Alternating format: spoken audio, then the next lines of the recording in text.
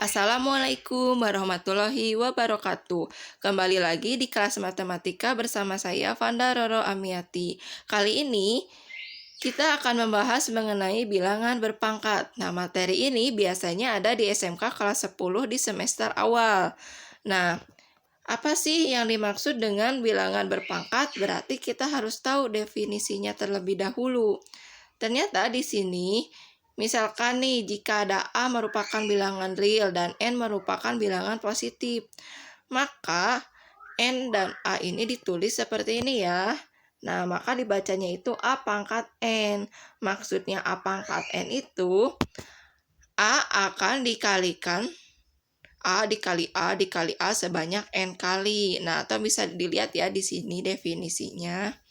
Berarti bilangan berpangkat itu definisinya A pangkat N atau A kali A dikalikan sebanyak N kali. Oke, di sini ternyata untuk bilangan berpangkat itu dibagi 3. Yang pertama itu pangkat bulat positif. Nah, seperti apa sih pangkat bulat positif? Nah, di sini ada sifat-sifatnya, ada 6. Kalian bisa lihat. Nah, di sini saya tuliskan ada A, B, M, N, itu dimisalkan angka-angka. Nah, berarti kita bisa lihat aplikasinya ketika A pangkat N, kita contohkan 3 pangkat 2, maka di sini perhitungannya adalah 3 kali 3 sama dengan 9. Nah, sifat yang kedua.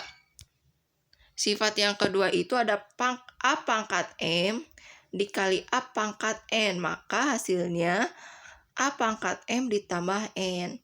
Nah, di sini A merupakan bilangan pokok, sedangkan M dengan N itu merupakan bilangan perpangkatan. Jadi kita lihat di sini ya, ada A dengan B itu bilangan pokok, sedangkan M dengan N merupakan bilangan pangkatnya. Nah, bisa dilihat ya, untuk sifat-sifat pangkat bulat positif itu ada 6.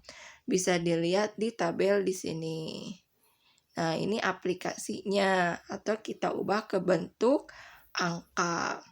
Nah, selanjutnya setelah pangkat bulat positif, kita punya pangkat tak sebenarnya dengan pangkat pecahan. Nah, kalau di sini pangkat tak sebenarnya itu ada 2. Ya, bisa dilihat di sini. Sifatnya dibacanya A pangkat negatif M. Dia itu akan sama dengan 1 per A pangkat M. Nah, pangkat yang A pangkat negatif ini disebutnya tidak normal kalau kata ibu.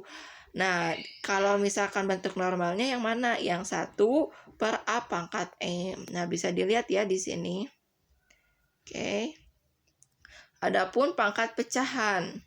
Oke, di sini ada yang pertama akar A. Akar A itu bentuk lainnya adalah A pangkat setengah. Ya, atau bisa dilihat di sini. Pangkat tak sebenarnya dengan pangkat pecahan. Di sini aplikasinya masih sama ya. A, B itu merupakan bilangan pokok, sedangkan M dengan N merupakan pangkat atau bilangan berpangkatnya. Nah, di sini ada catatan ya, penulisan angka 6 yang warna merah ini harus di atas akar atau penulisannya seperti ini. Oke, selanjutnya kita ambil contoh yang pertama. Dulu sebelum ke contoh yang kedua ya. Oke, contoh yang pertama nih. Di sini bentuknya beda sama yang sebelumnya ya. Kalau yang sebelumnya itu hanya diubah ke angka-angka dan sedikit. Nah, bagaimana sih kalau ada contoh soal seperti ini? Caranya, lihat di sini ada 2 per 6. Ya, 2 per 6. Kalau di sini kan bilangan pokoknya sama ya, A, B, C. Berarti kita lihat dulu angka yang di depan 2 per 6. Ini kita sederhanakan dulu. Maka masing-masing akan dibagi dengan 2. Hasilnya akan 1 per 3. Selanjutnya kita lihat ada A, B, C di atas. Di bawah pun sama A, B, C. Berarti kita tulis bilangan pokoknya dulu A, B, C. Sekarang kita tulis bilangan berpangkatnya. Di sini kita punya 3, min 5, 2, 9, 2, min 1. Oke. Nah, di sini kenapa jadi kurang? Karena kita menggunakan sifat pangkat bilangan positif ketiga ketika pembagian atau pecahan ini dia itu pangkatnya dikurang. Ya, bisa dilihat di sini atau bisa lihat di slide sebelumnya sifat bilangan positif yang ketiga. Nah, selanjutnya setelah ini kalian tuliskan dulu di sini bilangan pokoknya A, B, C dengan per 3.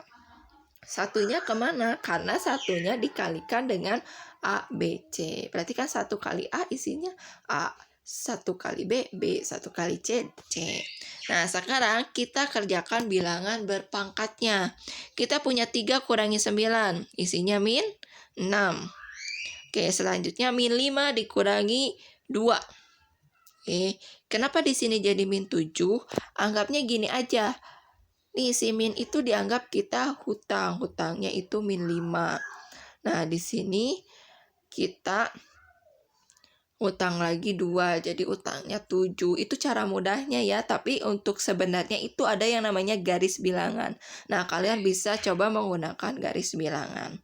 Nah, di sini yang C itu pangkatnya 2 dikurangi min 1. Lihat, min dengan min maka akan menghasilkan positif. Ya, berarti 2 ditambah 1, 3. Nah, kita lihat di sini ada yang pangkatnya negatif. Tadi saya bilang bahwa kalau misalkan pangkatnya negatif, berarti dia itu bentuknya tidak normal.